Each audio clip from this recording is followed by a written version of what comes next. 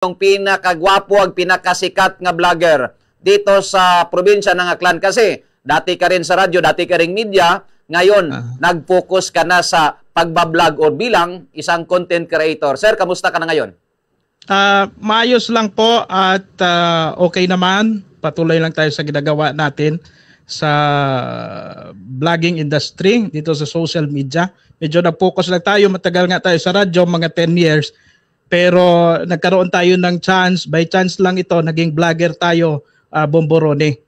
Oo, pero balita namin dito parang milyonaryo ka na daw dahil sa pagbablog. Totoo ba yan, sir? O baka chismis lang? Hindi po totoo na milyonaryo tayo. Baka mamaya. Milyonaryo milyonaryo ka sa followers at sa subscribers. Vlog ba, sir? Yung pag-vlog or bilang isang content creator, parang may ano ba siya? Konting relation or parang related din ba siya sa pagiging media? Kasi dyan ka muna galing eh. Dyan ka muna nakilala. Bago ka nakilala sa pagbablog, kilala ka na mismo sa, sa pagiging broadcaster muna, sir? Opo, maire-relate po natin ito, itong paggawa bilang content creator. Maire-relate natin ito dito sa trabaho natin sa broadcast industry sa radyo. Dahil katulad sa atin, before tayo mag-broadcast sa radyo, ay iniisip muna natin ang magiging resulta. Nagre-research muna tayo kung anong gagawin natin, mga ganon. Plus factor talaga ito kung may mga ideas ka sa mga ganon. Kasi once na gumawa ka ng isang content, Bomborone, may kaakibat yon na tinatawag natin na responsibilidad. Katulad ng sa atin sa broadcaster, na once na i-publish mo yan, ikaw na ang may pananagutan dyan sa iyong binitawan na salita, binitawan na content, ganun po. So ngayon, una muna sa sir, no? Ilan na yung yung followers mo sa Facebook at sa YouTube mo, ilan na rin yung subscriber mo sa YouTube, sir? Sa Facebook po, Bomborone, ay umabot na tayo ng 1,200,000 followers at sa YouTube naman ay naaabot tayo ng 800K 800. Medyo medyo naunahan ng mas madali lang sir. Bakit siyempre parang nauna ka sa YouTube pero sa Facebook mas malaki yung followers sa Facebook kaysa sa subscribers sa YouTube. So bakit parang umuna iba yung viewers Paki-explain nga sir, bakit nagkaganon? Hindi parang umuna pa yung followers mo, mas madami yung followers mo sa Facebook kaysa sa YouTube. Tama yan, Bomborone. Ang nauna sa atin ay ang pag-YouTube ko. Oo. Mas nauna ho ako sa YouTube and then naisipan ko na pumunta rin dito sa Facebook. Bakit natin ito maiangat ang followers natin sa Facebook at that time. Pero tama, nung huli, mas naunahan pa ng Facebook. Kasi ang Facebook po ay mas marami ang nanonood sa Facebook dahil once na na-share mo ito, ang mga kaibigan nang nag-share sa Facebook, makikita nila. Unlike po sa YouTube, once na sinare nila, isi-share nila sa iba't ibang platform pero hindi agad siya na gano'n na ka-visible. Oo. So by unexpectedly po, pagka ikaw nag-browse ka, naghanap-hanap ka, nag-scan ka sa Facebook mo minsan, may video lang di ba nalalabas na sinare ng ibang tao. Kaya mas mabilis po sa Facebook. Tama, no? Kasi pag senior ng isang tao na may Facebook, mga kaibigan nun, makita rin ng mga friends niya sa Facebook, kaya medyo mas madali ang views sa Facebook kaysa sa YouTube, no? So, yun nga, no? 1.1 million yung followers mo sa Facebook, pero simple-simple ka lang, no? Sir Archie, 1.1 million na pa lang yung followers, pero merong mga diyan. Gusto ring magkaroon siguro ng maraming followers. So isa sa mga punto na bakit tinawagan ka namin at gusto ka naming makausap ngayon, Sir Archie, no? Para at least para kasing siyempre yung mga bago ngayon na mga content creator parang napapasabak agad sa hindi magandang resulta ba yung kanilang pag-create ng content. Just like may mga issue sa mga banga doon na, yun nga, kanina parang pinatawag na siguro ni Mayor Boy Ridison nangyari ba to sa inyo, Sir Archie, bilang isang content creator or vlogger din na sinasabi na mga ganyan na pinagalitan ka rin, minura ka rin, binas ka rin dahil sa pagko-content mo? Minsan ho, hindi talaga ito maiwasan na pagiging content creator. Mayroon talagang hindi matanggap ang ginawa mo, no? Pero nasa isang content creator na ito kung paano niya itatama ang kanyang pagkakamali, no? Doon naman tayo natututo sa mga pagkakamaling 'yon, no? Ang mahalaga diyan na realize mo na ikaw ay nagkamali at humingi ka ng tawad sa publiko. Oo, at marunong ka tumanggap ng pagkakamali. Kasi alam mo naman pagka ang tao hindi na marunong tumanggap ng pagkakamali ay ibig sabihin yan diyan ka na babagsak, ano po. Talagang pag ang tao naman ay tumatanggap ng pagkakamali, tumihingi ng patawad, may time pa pa na mag-grow. Lalago pa ang sarili mo, hindi lang followers mo kundi ang pang sarili mong pagkatao po. Oo. Sir, may times ba na dumating din sa inyo na parang sabi mo ang ganda ng content ko na ito. 'Yon pala ay parang kalalabasan ay parang may negative na impact sa ibang bagay. Like halimbawa sa banga, merong isang naghuhubad-hubad doon sa banga.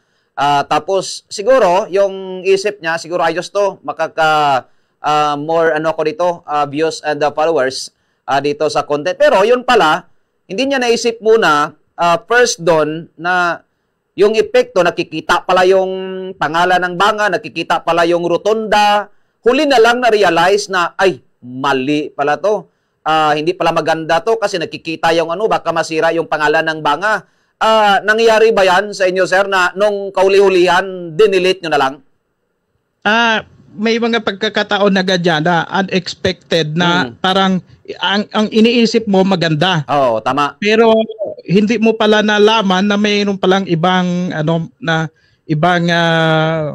bagay, no, na hindi mo inaasahan. Like dito sa tinatalakay ninyo, ang naisip ko diyan, hindi lang naabot siguro ng vlogger na yung area na yon ay isang sagradong lugar. Tama. Ang kanyang naisip lang na once na sumayaw ka siguro doon dahil nakita man natin na itong tao na ito, itong vlogger na ito, parang natanggap na ng mga tao na yun na talaga ang aktingan niya sa Facebook na every time na mag-upload siya ay na nakahubad ng ganon ay maraming nanonood.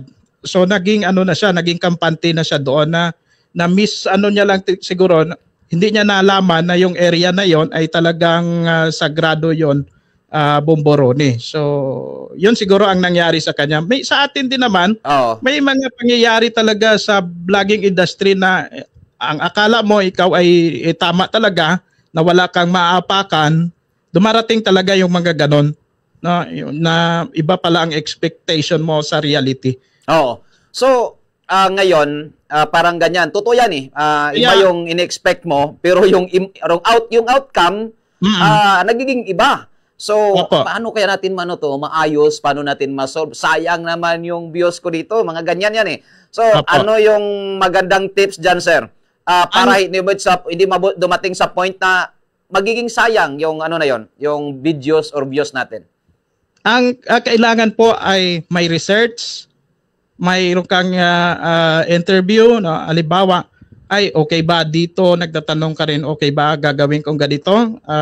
Mga ganong bagay para na sa sunod ay maiwasan pa at mas ma-improve pa yung content ba nila. Yun lang siguro, kailangan na talaga mag-research. Kung halimbawa pupunta ka sa isang lugar, like actually public ito, dapat ang gagawin pag publicly, makaka-disturb ba ako sa mga tao?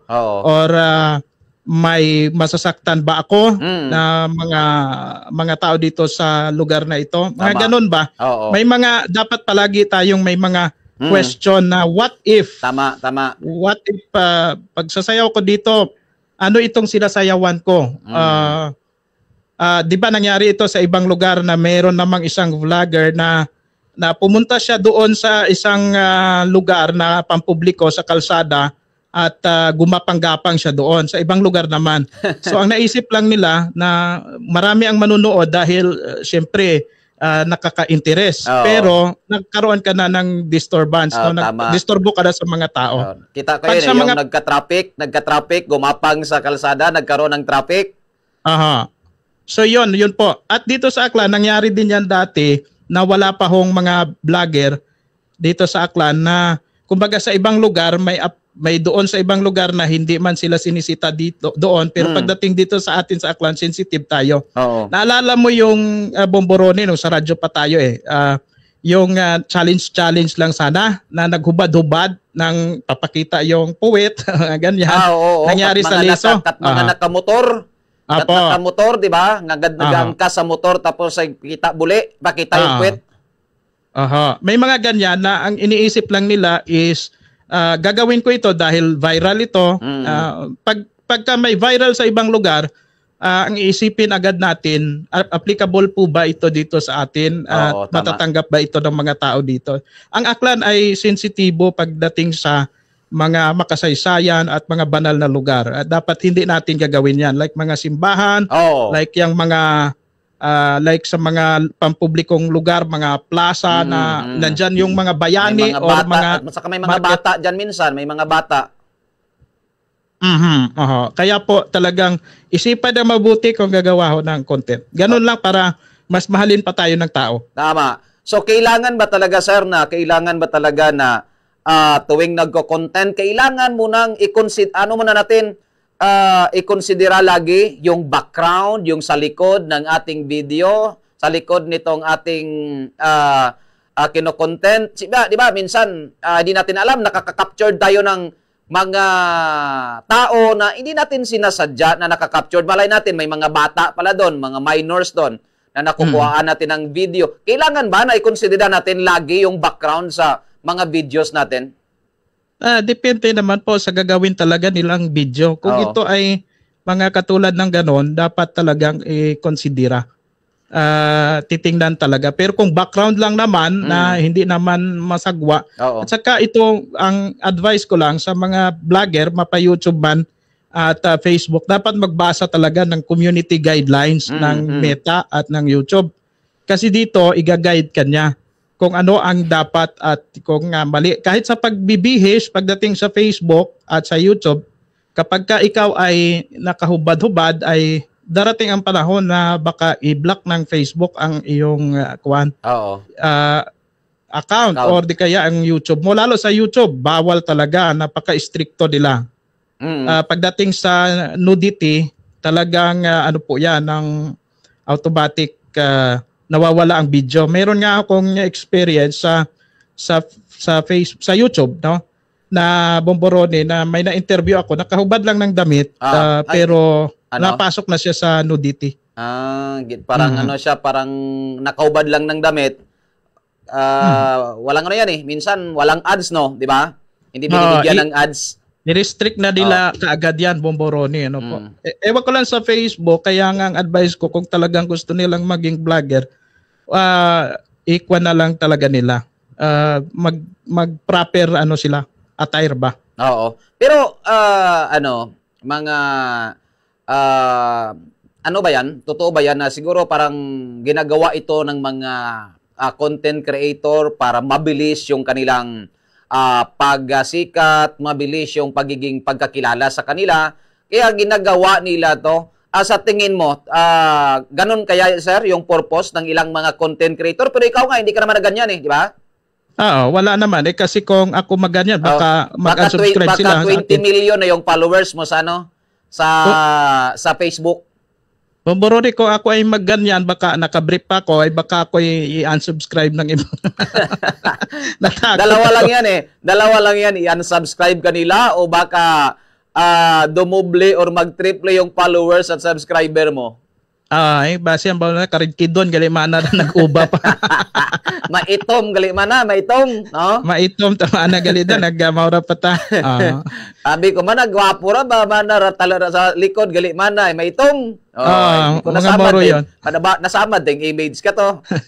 Bis manami, utakontay, paangat yun, ay pabalik ta. Ay, nano, man na nadismaya, man ako sa pobreng vlogger nga tong pakitaan ko manang kay itom-itom, gali. May tamana kon may abs tamana sa pobreng Archie kana ma-subscribe tamana kami karkana it husto kon. Maugid gani. No, makaron ta kuntangan ni dapat pag-isipan gid mayad no. Siguro kun namat may mga ano no, may mga hinaras-haras ba nga ano ay dapat likawan do mga anang magiging epekto or mensahe itaton nga content hay mingkubukot manami baga para sa mga tawo sir no sir Archie. Dapat gid hay manami namion ta dapat kunta mga content nato sa mga vloggers sa aklan sipon naton kun ano ro kuan ro maging epekto bala sa mga tawo nagapamantaw. Pero kung kakon hay pero kung kimo halimbawa nimong mahambag abi kun halimbawa mga makong ubat anat mga naka-brief abi ag kun una matasan ng bagay sa suod bagay okay mata siguro no sa kimo abi. Ay, kung saan ang balay, sa private mata, bahala ta. Balaw ta okay si, mata. Balaw ta galing sa ano, karon balaw ta si Facebook, karon mag-restrict, no? Pero kaluoy man gihapon, dahil kung gusto nga nimo mag-vlogger, tapos sa ulihi, ma-restrict bala imong Facebook, ay wa man gihapon rin imong ginpangabudlayan. Doon doon, no? Dahil I know nga, sa mga content creator man sa probinsya Taclan nga, na-inspired man sa nga nga maging vlogger man, no? Pero sige lang isipi gid ninyo at mayadro inyo nga mga gidaobra kon tama basa ka mo it community guidelines mita para ma-guide gid kamo kun ano ro dapat gid ninyong obrahon. Oo, pero ikaw nga ni wa ka gid gani nag-uubrat mga makaruyon nga ro no, mga nag saot-saot sa plaza, mga nagsaot-saot sa konsinto, ag videohan na be ikaw no, mitsuwa gid no. Imo tabi ay more on news tari mo ag nayang ano nga raw kat charity now doy nimo no di karon gid kita nakilala sa balita gid da Bomborode. Oo ngani ko namat ay mga media in kay bahan ay charity ka man sa mga media ron ay pamahaw. Oo palangga gid naton mga media naton matod man abi gid mga amigo man gid tanan la. Oo ngani sige kabay pa nga ano nga rato malakre makatawit at sangkiri nga guide ag idea sa mga vlogger ag mga content creator baga nga hindi sa naiabot sa punto nga pres kay na pinatawag sa do tao nakaabot na kay mo man siguro tong to sa kay Mayor Boy Redison sa may Banwait Banga sir nakaabot man ka kon hay dahil nga makon hambay ko nagbutang ako iya mga tips no para sa mga content creator. Bayad pa content more tips baga kon paano rin sakto nga nayang ano paghimo it content hindi sanda magsimba to sa mayor's office. Ambay ko gani kana tanan nga mga action hay o content may kaakibat doon nga resulta. Kung obra kat mayad, may mayad man nga resulta. Pag bukod it manami, do resulta hay bukod man it mayad ayad doon. Maugid. Madya nga ni maton kundi ka mapriso, galing abot ang mga content creator na priso dahil ginubra. Bukod manami kita mo katrasyan nga to, trasyan nga to nga kaluko-luko ta, kamalit-malit ta, be anang content minalit. Sige mo kita nga inagaw na to gagaha ta sa Jollibee Turokro ay inagaw na tagi mo ta nagaha to ay kita mo bukod at tinangas ron sa no ay kundi kasi mo makaron kulungan nun siguro to. Gani gin-review ko gid tanan ana mga content nga ron halos tanan galing nga mga pungsod nga anang ginatunan puro pagpangmalit kaya nakaabot mo it grabing minilyon nga mga followers but at the end of the day ro million followers ay bukod don it ano ani tawag karon hindi mabayran ro imo nga ron nga pagkakamali. Ayo ron kanugon yang rimo nga tong kabudlay nga tumadto malang sa wala to kanugon yang rimong content nga to nga matugpa balang sa pinakapunta hay matugpa sa kulungan di ba sir? Mamalayran ka pa. Thanks ta. Mind lang nga una kating sa manami nga content nga resulta magiging manami sa uli. Sir Archie, mensahe sa mga vloggers sa mga content creators naton karama karon sir. Ubra lang kita mayad nga mga content slowly but surely. Naroon rin sakto. Slowly but surely. Dahan-dahan lang kita nga pag-angat no. Kung ano lang ang makayanan naton nga manami nga obrahon basta sa nami lang hay doon aton na obrahon ma-appreciate matat mga tawo ron sa ulihi. Sige. Sir, salamat gid Sir Archie salamat. Thank you gid Bomborone sa Bombo Radio Kalibo. Okay, salamat. Nabatan ta mga kabombo si Sir Archie Hilario no ron day karang pobreng vlogger makon mo 1.1 million para na karang followers no agrana nga subscribers 800,000 plus sa YouTube bay makon mo taron pero wati mo nakagit mga makaruyon ba nga ron nga ano kasi responsable ko naman doon nga ni ginambag nga basi pang pahamak ano ko ninyo nga mga content karon sa ulihi nga dinascagan nyo baga. Pero sa ratong Russian nga to nga minalit man dana nga content ay mabot pala sa punto to nga wa taron maduga tarana nga to nga content ay kinulong katimo abi ginpriso katimo kugang lakor basi deport ka pa to sa iba kara nga mga nasyon sa imong obra nga kaya timo kita nga